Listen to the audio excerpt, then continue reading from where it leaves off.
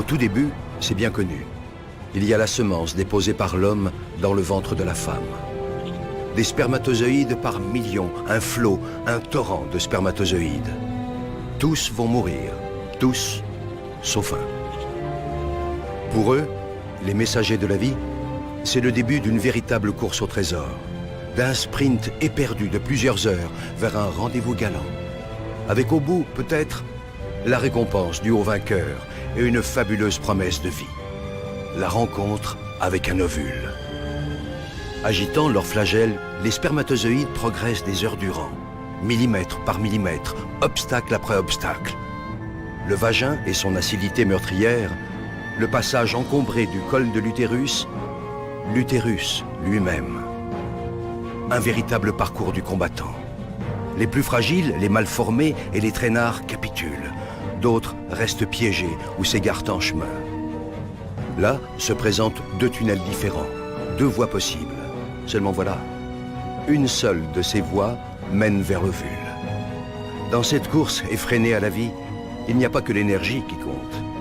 Le hasard et la chance ont eux aussi leur mot à dire. De puissants courants freinent leur navigation. Des vagues font onduler un tapis de cils qui contrarie leur progression. Imaginez, les concurrents encore en lice ont déjà presque parcouru l'équivalent, pour eux, de la distance qui sépare la Terre de la Lune. Et pourtant, l'irrépressible force de la vie les pousse sans cesse vers l'avant. Enfin, au bout du long tunnel obscur, tel un astre mystérieux, l'ovule. Il suffit qu'un seul spermatozoïde, un seul, atteigne l'ovule, y pénètre et fusionne avec lui pour que naisse un espoir de vie. Chacun de ces millions de spermatozoïdes porte en lui son secret. C'est à ce moment-là que se joue la loterie de l'existence. Ils ne sont désormais qu'une centaine à explorer la surface de l'ovule. Quelques-uns seulement parviennent à se faufiler jusqu'à la capsule, formidable armure protectrice. Dernière agitation, ultime frénésie, soudain l'un d'entre eux finit par trouver la voie. Ça y est, c'est lui, le seul, l'unique. Aussitôt percé, la carapace durcit et les autres spermatozoïdes se heurtent à une barrière infranchissable. Pour eux, le voyage est terminé. Si près du but.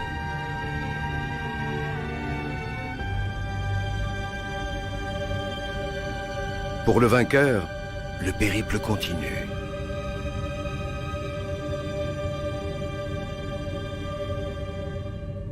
Il perd son flagelle, devenu inutile, et libère son trésor. Le patrimoine génétique de Manu s'unit à celui de Barbara. De cette union va naître une cellule unique au monde. Rêve d'amour, fruit du désir et déjà esquisse de vie. Un œuf. Dès cette seconde, tout est déjà écrit, ou presque. Et puis le processus s'accélère. Une nouvelle vie s'organise. Une nouvelle aventure commence.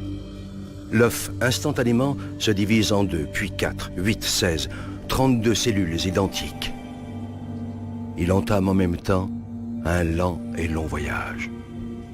Au 3e jour de son expédition, il plonge dans une immense grotte qui lui sera bientôt familière, l'utérus.